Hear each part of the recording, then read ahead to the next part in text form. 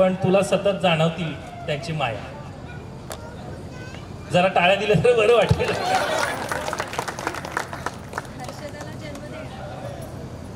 हर्षदाला जन्म देणारी धन्य ती माऊली, सर्वांची काळजी घेऊन सर्वांना जपणारी जणू ती सावली. अशीच आहे हर्षदा सासू तुझी, लाड आणि प्रेम करे जणू मुलगी माझी.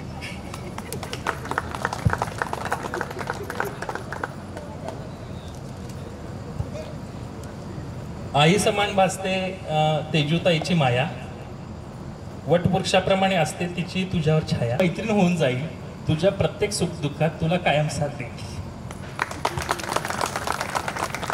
शांत आणि कार्यमग्न आहे जिजू तुझे, तुझ्याबद्दलची आपुलकी त्यांच्या प्रत्येक कृतीत साजे.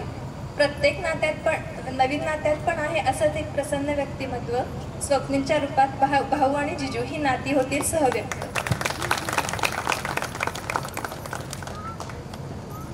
ऋषी दादा, असंच काहीच नातं म्हणजे हर्षदा आणि हर्षोचा ऋषी भाऊ.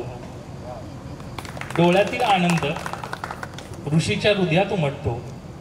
तुझी स्वप्न पूर्ण करण्यासाठी स्वप्नांची दुनिया रेखाटते.